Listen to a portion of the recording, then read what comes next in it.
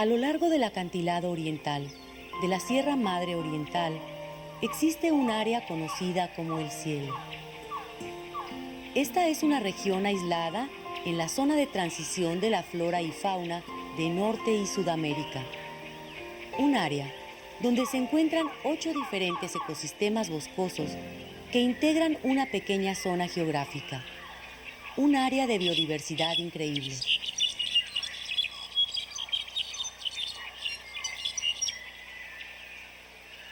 Los científicos especulan que estos pueden ser vestigios de un bosque reliquia y que la mezcla templada y tropical que se encuentra aquí pudo haber cubierto en un tiempo grandes partes de Norteamérica. Aquí es típico encontrar especies tropicales como el Podocarpus creciendo al lado de especies asociadas con el norte templado, tales como el ácer y el liquidámbar. En el corazón del cielo hay un pequeño bolsón de bosque de niebla que se encuentra en una saliente a mediación de la cara oriental del acantilado.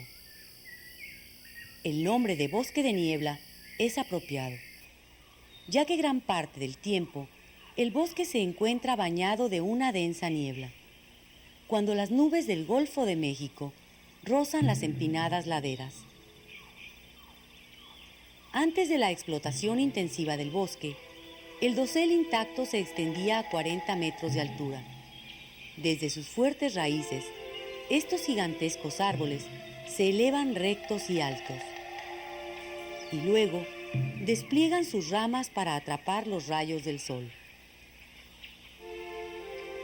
Compitiendo por la luz solar, grandes enredaderas se extienden desde el suelo. En donde el bosque se mantiene inalterado, poca luz penetra a través de las capas de vegetación.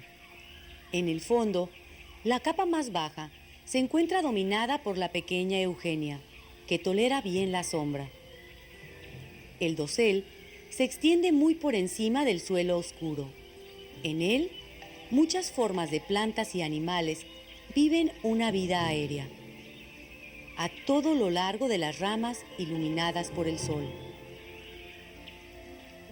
A lo largo de este andamiaje florecen muchas plantas epífitas, una abundancia de musgos, helechos, orquídeas y bromeliáceas. Cada centímetro de rama provee un sustrato para que se afiancen otras plantas. Gran parte de la diversidad florística de este bosque se encuentra en las ramas.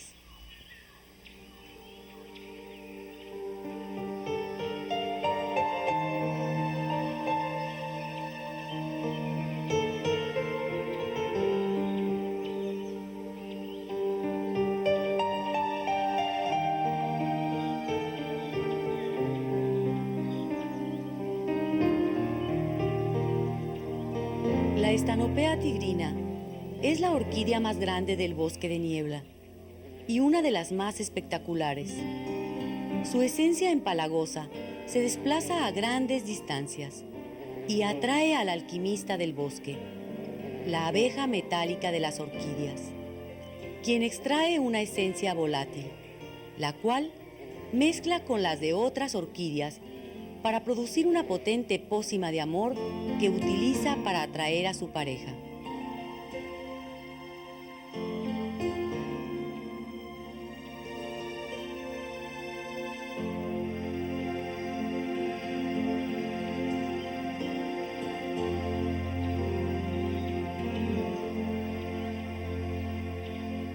Entre las epífitas se encuentran un gran número de bromeliáceas. Estas proveen a los habitantes de los árboles con una fuente constante de agua. Hasta en la temporada de seca, sus hojas forman un depósito impermeable donde se colecta y almacena agua de lluvia o de rocío que causa la frecuente niebla. Ranas arbóreas, salamandras y otras criaturas dependen de estos reservorios aéreos. Se forma una relación simbiótica. Las bromeliáceas proveen un ambiente acuoso, mientras que los productos de desecho de los que ahí habitan provee nutrientes solubles en agua que se absorben a través de las hojas.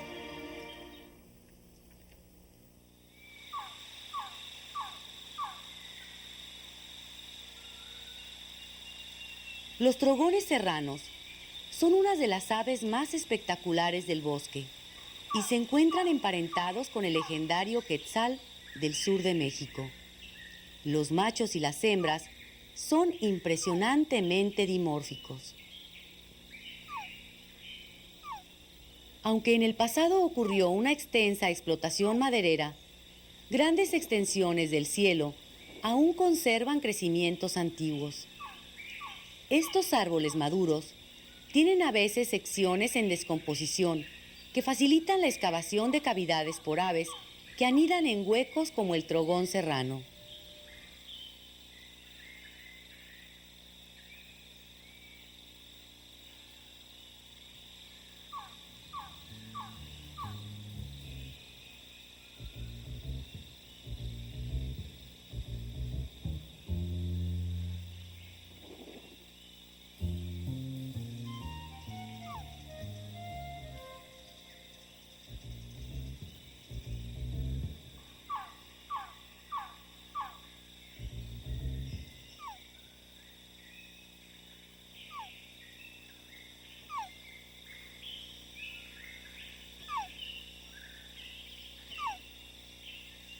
Las ardillas son animales oportunistas, en busca de un nido indefenso.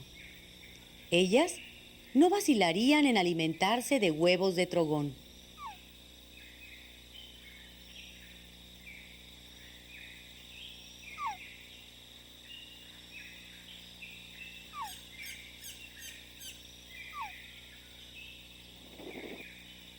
El carpintero verde anida también en cavidades de árboles. Muchos de sus nidos sufren la misma suerte de los trogones. En climas tropicales, los nidos fracasan frecuentemente. Algunas aves deben anidar una y otra vez. Aunque la época reproductiva comienza con el inicio de las lluvias en junio, muchas aves anidan en repetidas ocasiones hasta finales de agosto. El bosque del cielo florece en una base kárstica erosionada de piedra caliza, salpicada de cuevas y sumideros. Este sustrato poroso drena eficientemente las abundantes lluvias. Al igual que los árboles, las laderas rocosas están cubiertas de musgos y helechos de todos tipos.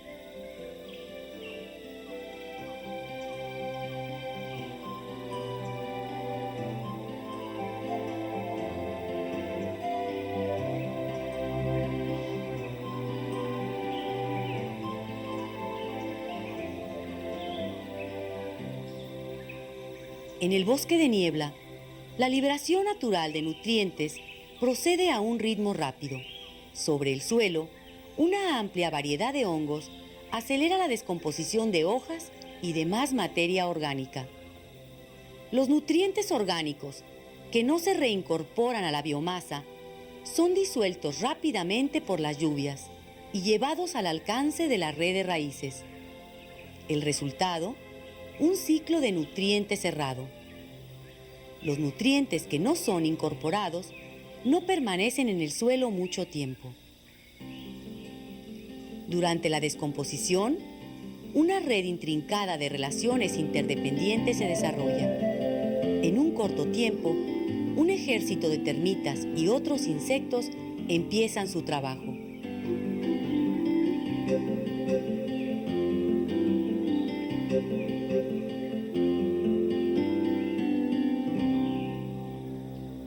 El vinagrón es un depredador nocturno que debe su nombre al ácido acético que emite de su cola en forma de látigo. Aun cuando su apariencia de escorpión es suficiente para intimidar a cualquiera, es inofensivo.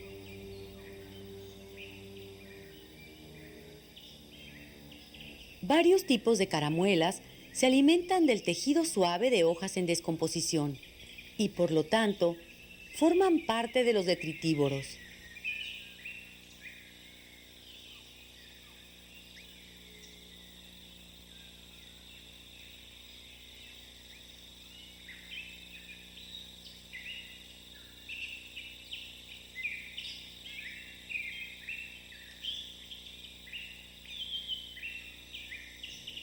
Más arriba, en la cadena alimenticia, una víbora registra el suelo del bosque en busca de una presa.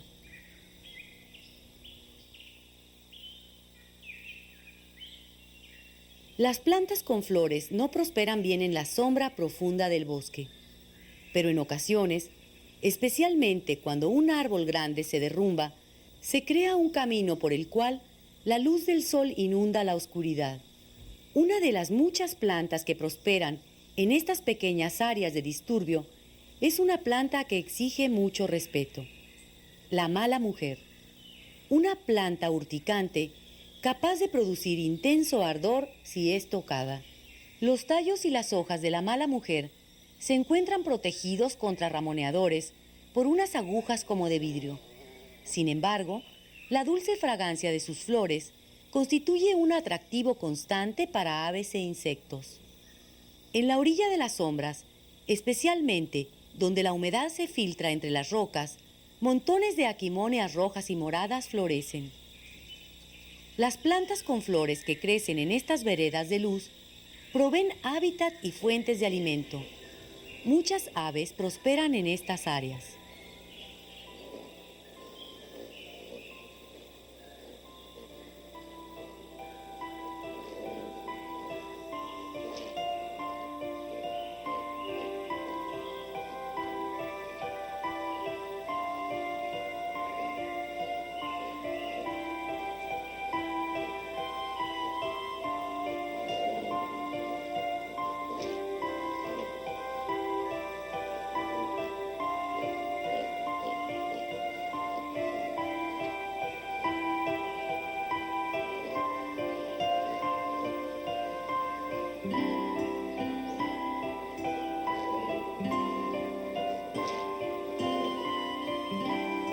Los colibríes son algunas de las criaturas más pequeñas. Y aún así, criaturas aún más pequeñas dependen de ellas como transporte.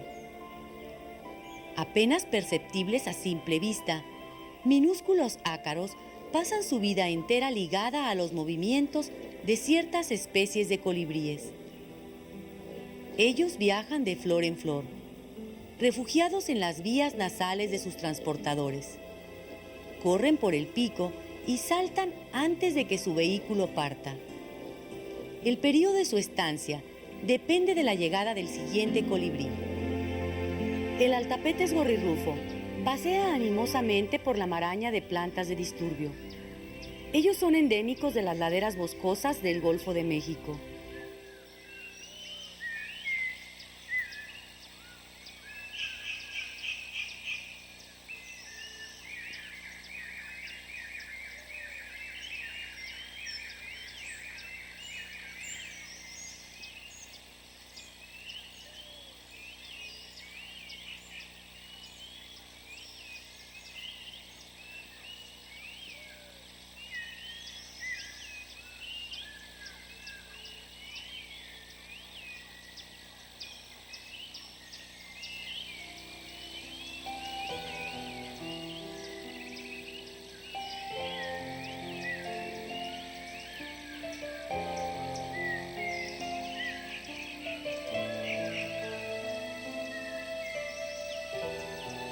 Un par de picogruesos sureños continúan alimentando a dos polluelos que cayeron de su nido cuando un grupo de charas verdes arremetieron contra él.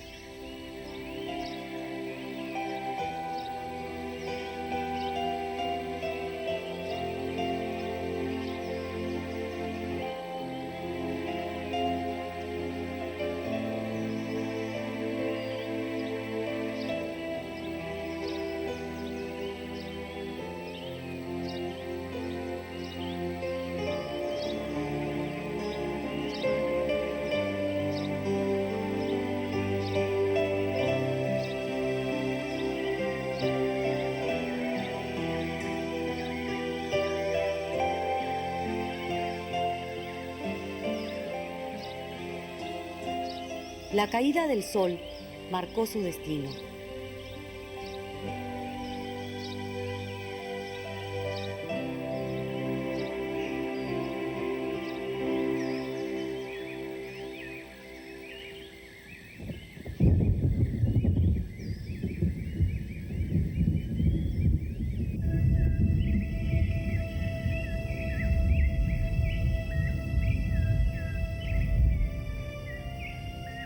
Durante la época lluviosa que comienza en junio, un espeso flujo de humedad proveniente del Golfo de México queda atrapado contra la cara oriental de las montañas.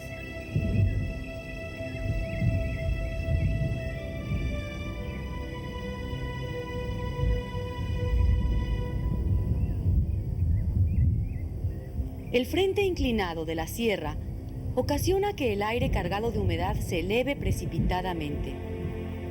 Al elevarse, el aire se enfría y la humedad se condensa, resultando en precipitaciones anuales superiores a los 3.000 milímetros. La mayor parte de estas lluvias caen durante los meses de junio a octubre.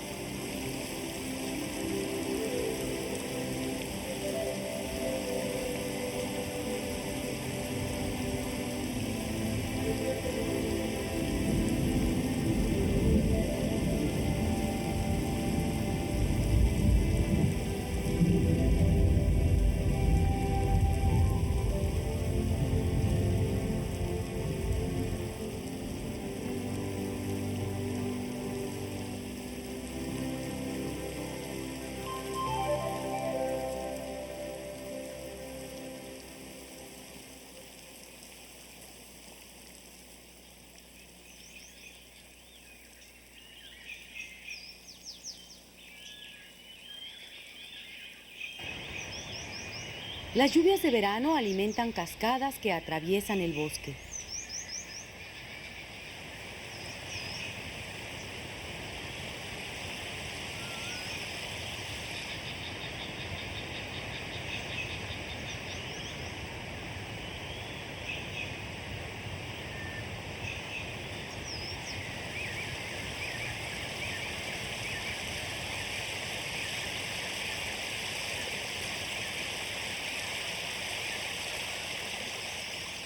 Estas cascadas y arroyos tienen corta vida, ya que el agua no perdura en la superficie. Aún después de lluvias abundantes, las cascadas y charcos desaparecen rápidamente en uno de los múltiples sumideros. La base fundamental de estas montañas es piedra caliza porosa. A través de millones de años, el sustrato se ha ido lavando, dejando un laberinto de pasadizos que canalizan eficientemente el agua de lluvia de lo alto de las montañas hasta su base.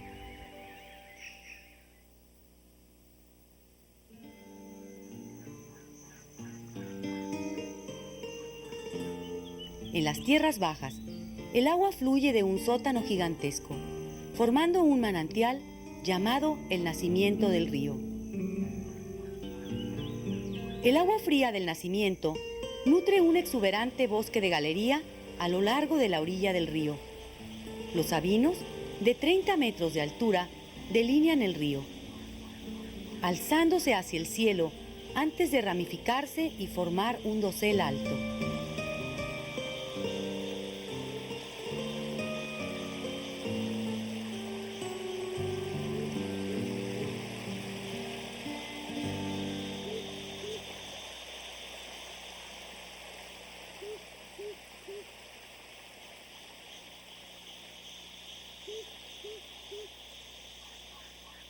Los momotos son unos de los miembros distintivos de la comunidad de aves que prosperan a lo largo del río.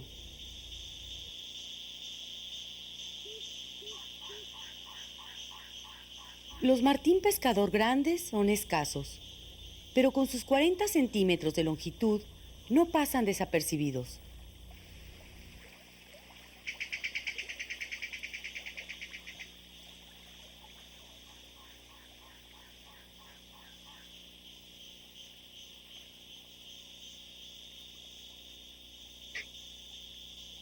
Los martín pescador medianos parecen pterodáctilos prehistóricos.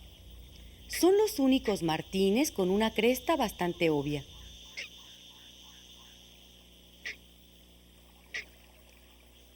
Las hembras carecen del color rojizo del pecho.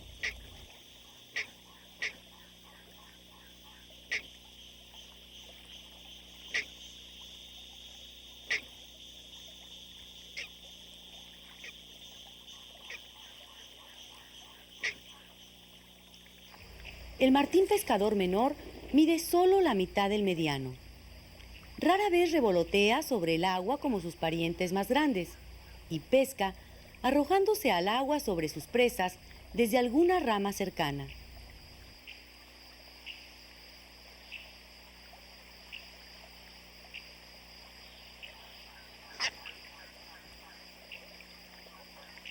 Durante el periodo de incubación, los machos hacen la mayor parte de las capturas. El macho domina a su presa golpeándola contra una rama, antes de pasarla a la hembra, la cual posteriormente regresa al nido.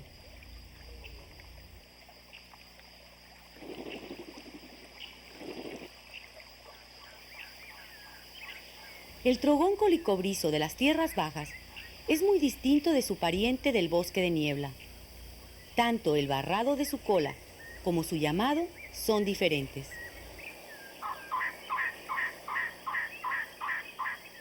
El río es como un listón que atraviesa el bosque bajo, pero a unos pocos metros de la humedad, otro tipo de vegetación prospera. Un macizo de bromeliáceas terrestres, llamadas guapilla, domina el suelo del bosque tropical caducifolio.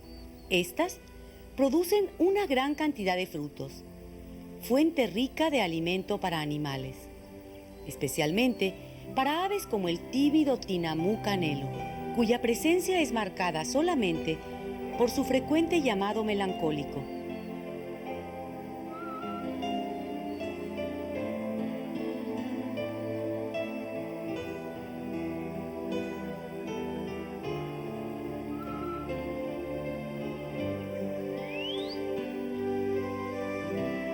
Al igual que en el bosque de niebla, en las laderas que dan al río, los árboles de las tierras bajas se encuentran cubiertos con orquídeas y bromeliáceas epífitas.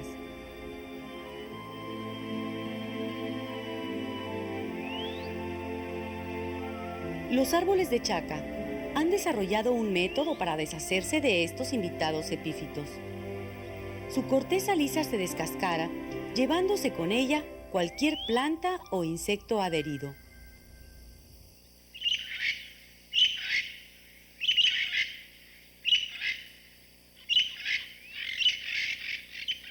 En lo alto del dosel del bosque, algunas de las especies de aves más amenazadas con desaparecer todavía se ven ocasionalmente. El oro tamaulipeco ha sufrido de una tremenda reducción de sus poblaciones, debido principalmente a su captura y al saqueo de sus nidos para proveer el tráfico internacional de mascotas.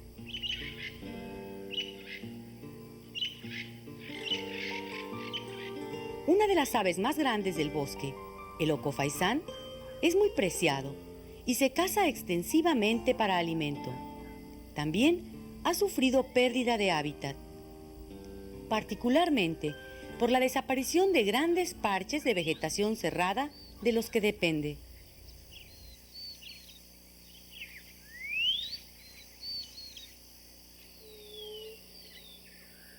A unos pocos metros sobre el nivel del suelo, anida una de las aves más extrañas, el níctibio norteño, poco frecuente en estas latitudes. Este se pasa la mayor parte del día en una posición rígida, muy parecida a una rama seca.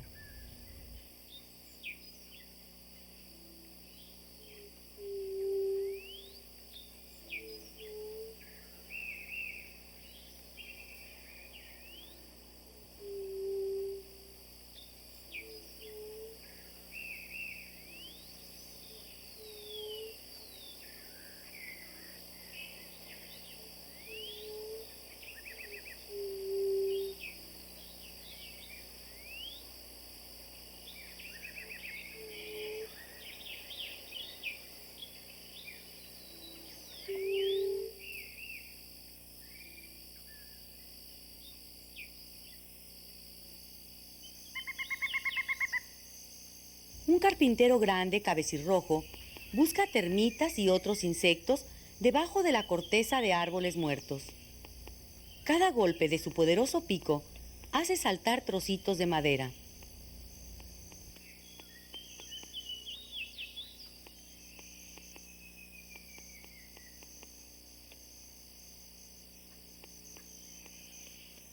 Estos carpinteros son avistados casi siempre en parejas y ocasionalmente en grupos familiares. El sapo bufo es un depredador voraz y un habitante común del suelo del bosque.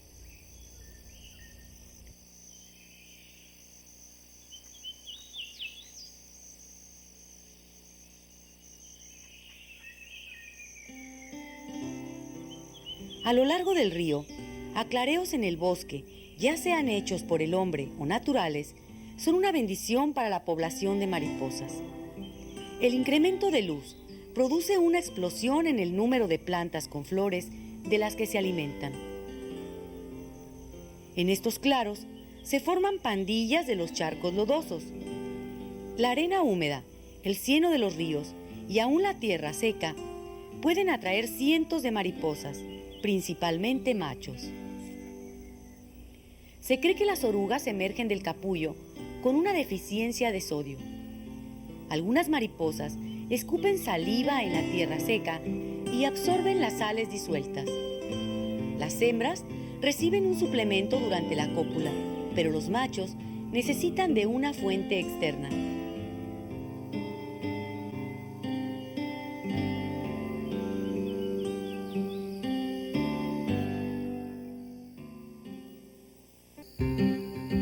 Las hormigas son omnipresentes en la América tropical. Las industriosas hormigas arrieras pueden defoliar un árbol en una sola noche. Las obreras cargan el material cosechado a lo largo de caminos bien trazados hasta cámaras subterráneas donde lo descomponen. Los túneles subterráneos pueden medir más de 6 metros de largo y contener millones de obreras.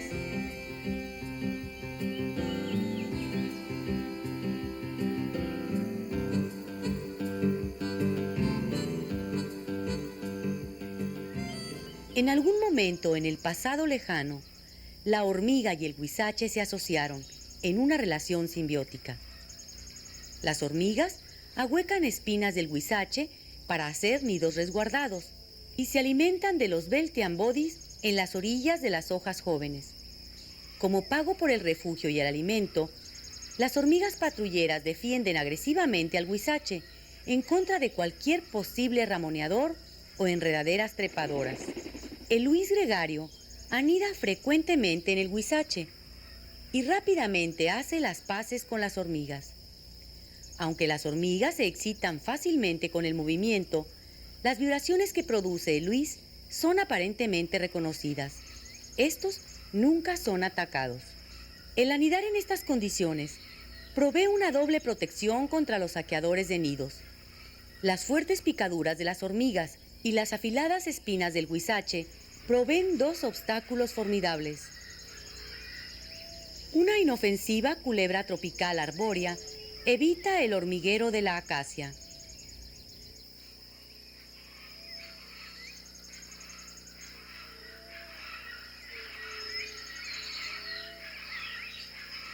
La temporada de anidación comienza formalmente después de las primeras lluvias al principio del verano. Un colibrí, llamado Amasilia del Golfo, encuentra una fuente de material de construcción en las finas fibras del miraguano.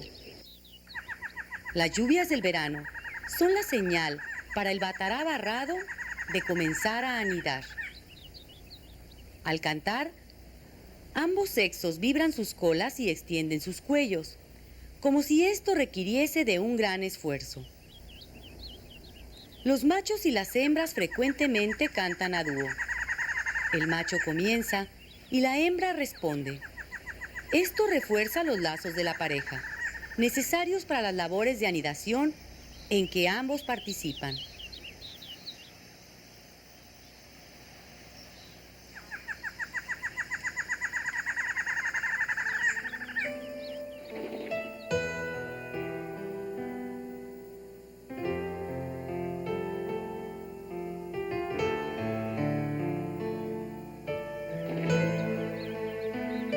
Su característico pico ganchudo les permite atrapar y dominar insectos grandes y vigorosos.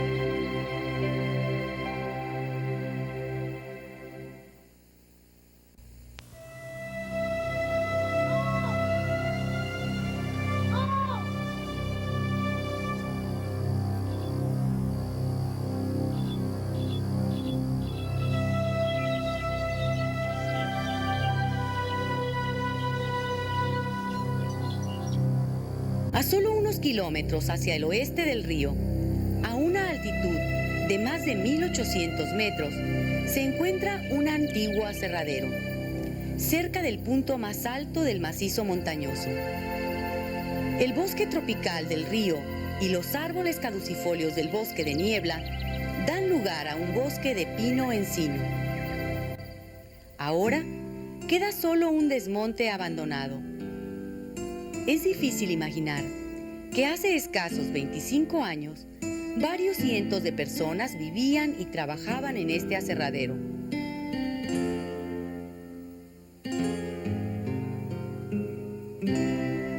En ese entonces, los caminos se abrían en todas direcciones, trayendo las cosechas de pinos, abetos y maderas duras. Actualmente, solo quedan algunas piezas de maquinaria oxidada y un gran montón de aserrín. Uno puede solo imaginarse cómo se vería ese bosque virgen antes de que se talaran los pinos durante las 2 décadas posteriores a la Segunda Guerra Mundial. La humedad del Golfo de México se transforma en espesas nubes al rozar y elevarse a lo largo de los picos de las montañas.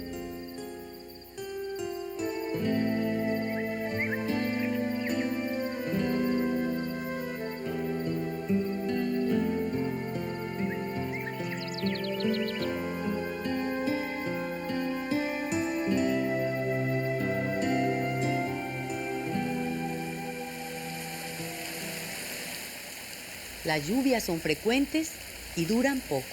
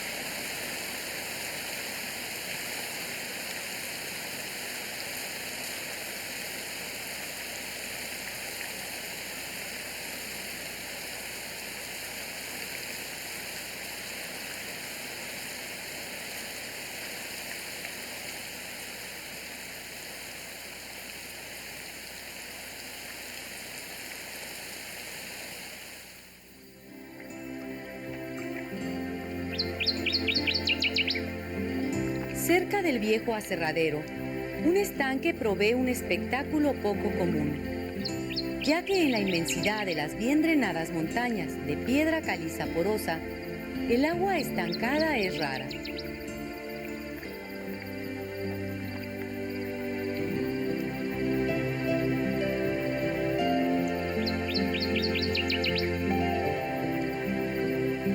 Las rocas a la orilla del estanque están adornadas por los apéndices florales del agave.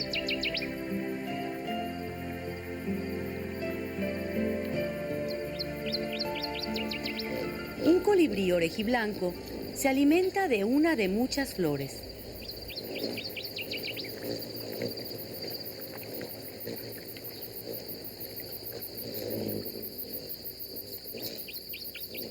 El bosque alrededor del estanque se encuentra salpicado de un gran número de rocas afiladas.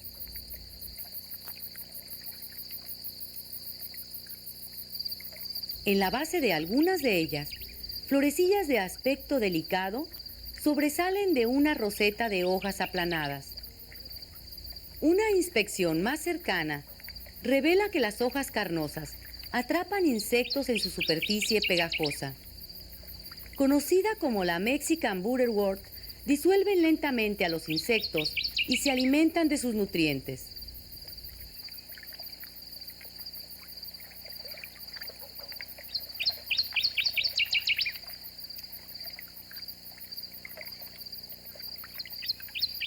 Debido a lo poco común del agua estancada, esta sirve como un oasis, un punto céntrico de interacción entre muchas de las especies del área.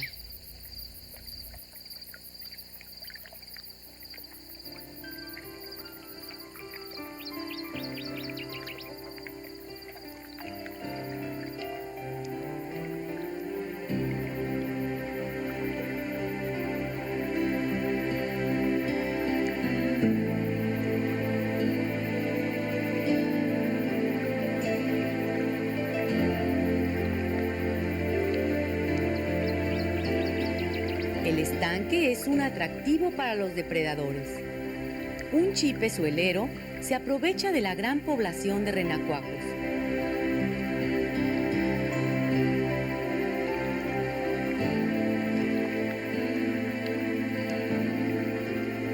Durante varios días aparecen millones de libélulas. Los cielos se llenan con esta inmensa migración. Sus alas resplandecientes reflejan la luz del sol. Una babosa gigante de entre 15 y 22 centímetros de largo habita el suelo del bosque de pino-encino. El descubrimiento de esta población aislada de babosas ocasionó una reconsideración mayor en la clasificación de los caracoles terrestres. Un troglodita saltapared investiga la superficie craneada de unas rocas cercanas en busca de pequeños insectos y arañas.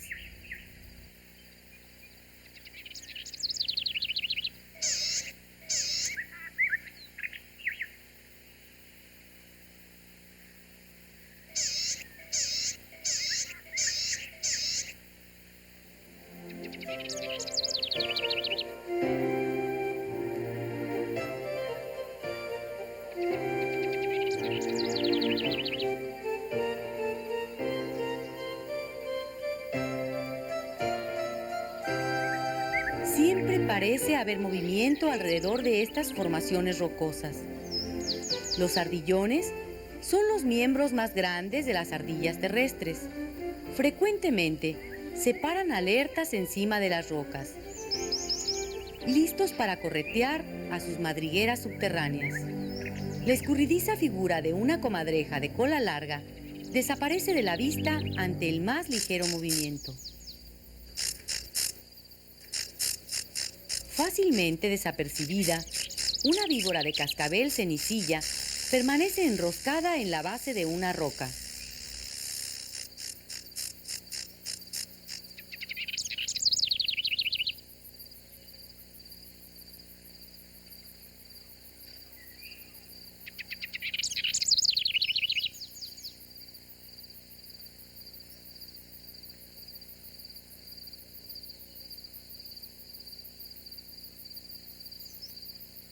Dos cachorros de zorra gris exploran las rocas de un claro, demostrando poco temor al hombre.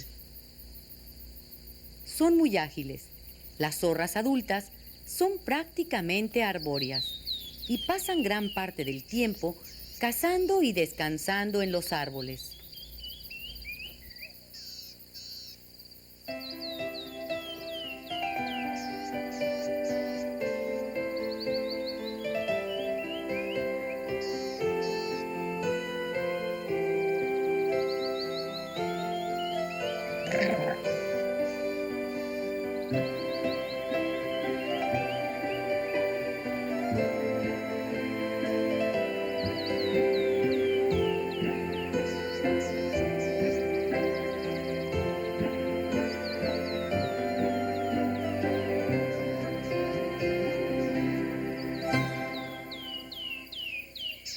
El viejo aserradero se localiza en un valle rodeado de picos.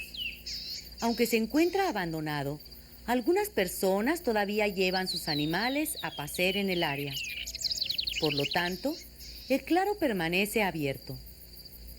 Un gran número de plantas con flores crecen a la luz del sol y sirven de imán para varias especies de colibríes como el orejiblanco.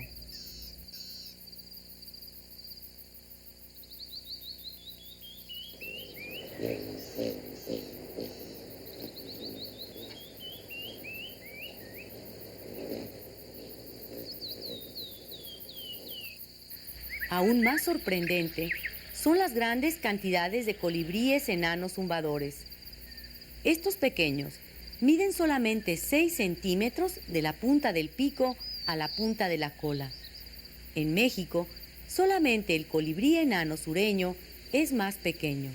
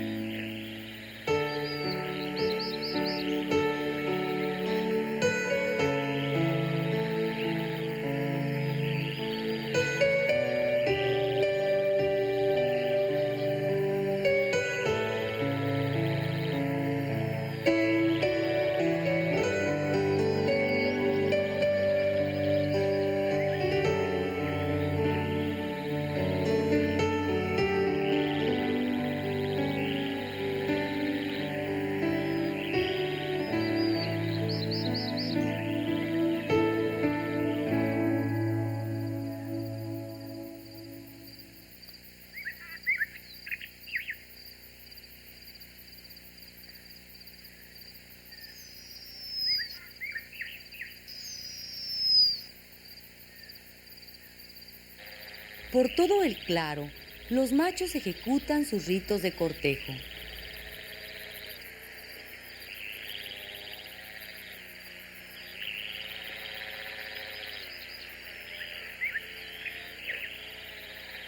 Su aleteo produce un fuerte zumbido cuando revolotean en la cercanía de las hembras.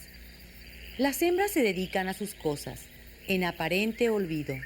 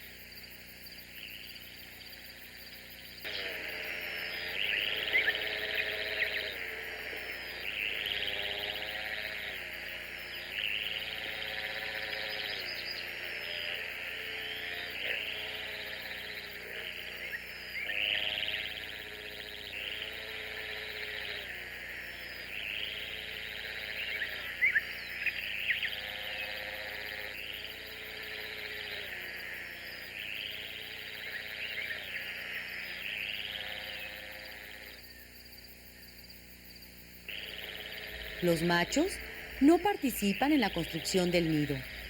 Se pasan la mayor parte del tiempo haciendo sus despliegues, revoloteando y mostrando su brillante collar. Aun cuando el zumbido de los machos es perfectamente audible, su canto es tenue y débil.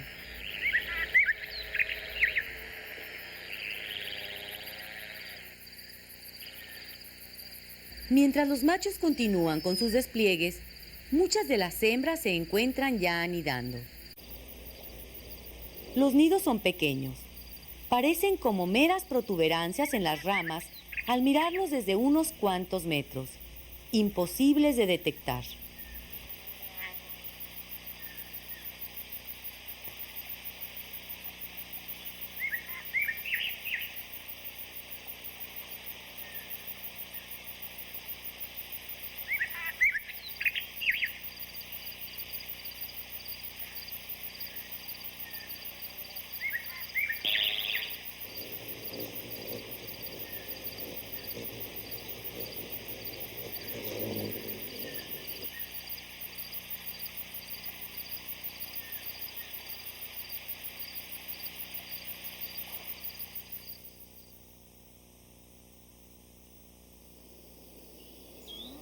Gradualmente, los tonos de verde exuberante del bosque de niebla del lado del Golfo de México dan lugar a la desolada aridez del otro lado de la montaña.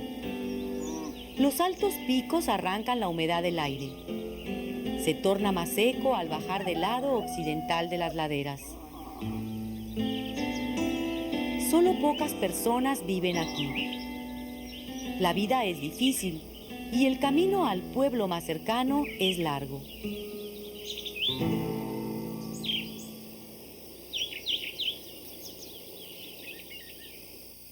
En los cañones más allá de la pequeña población, los altos árboles del bosque de niebla son reemplazados por un bosque más abierto, reflejo del ambiente árido.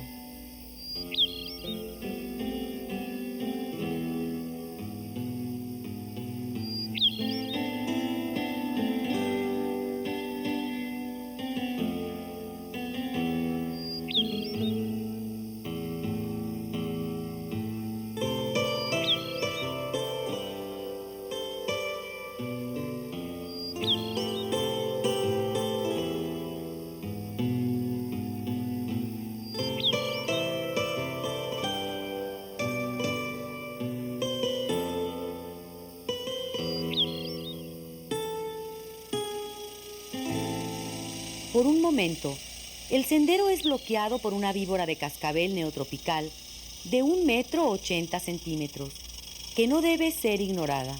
Esta víbora es muy agresiva y su veneno contiene un componente neurotóxico, además de la hemotoxina común de otras víboras de cascabel. A pesar de su aridez, El paisaje se alegra con una gran variedad de coloridas flores.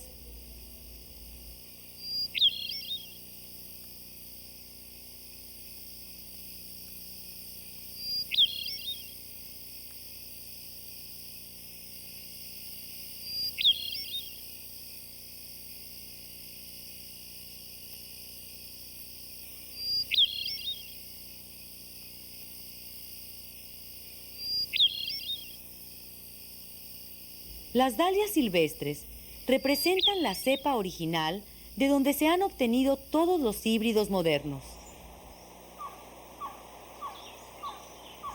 A varios cientos de metros sobre el valle, el bosque se aclara. Las vistas son espectaculares.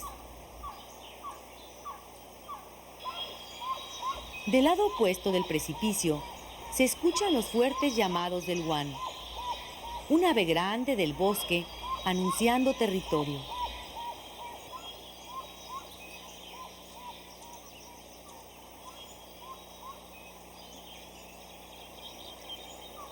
Hilera sobre hilera de montañas se pierden en el horizonte. Hasta donde la vista alcanza, no hay huella humana. La orilla del cañón constituye un punto de vigilancia excelente para el halcón enano, desde donde domina toda su área de caza. Ellos se ausentan por periodos considerables de tiempo, pero siempre regresan al mismo pino torcido.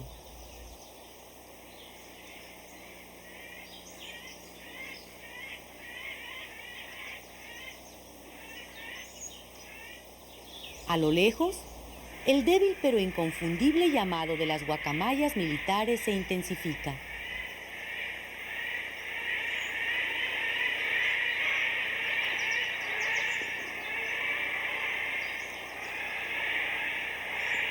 Se acercan volando en parejas. Sus llamadas parecen hacer eco interminable en las paredes del cañón. Aunque se ausentan del cañón por varias horas, regresan regularmente y se quedan por algún tiempo.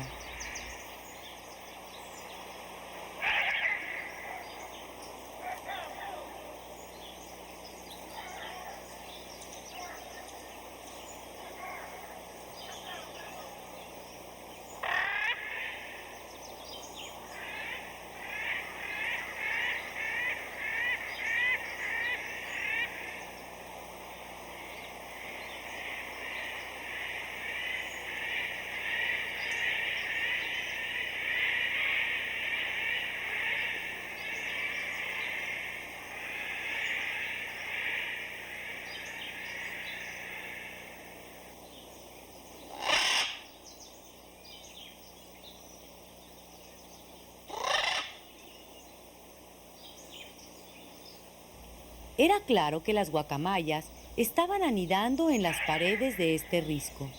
Muy pocas personas saben acerca de sus hábitos de anidación en esta área. Una guacamaya se apercha quieta cerca de una abertura. Lenta y evasivamente caminan por la rama, evitando cuidadosamente ser detectadas. Esta rutina se repite varias veces al día.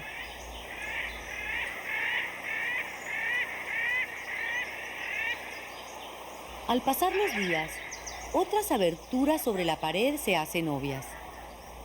La evidente figura de una guacamaya se asoma desde la oscuridad.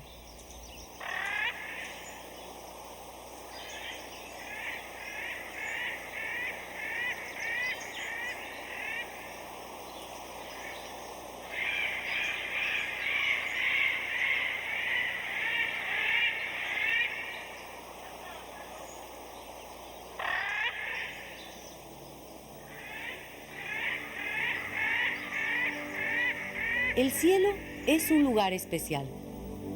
En 1983 recibió la designación de Reserva de la Biosfera, bajo los principios de la UNESCO. Actualmente, cerca de 145,000 hectáreas se incluyen dentro de sus límites. El cielo representa un caso exitoso de conservación.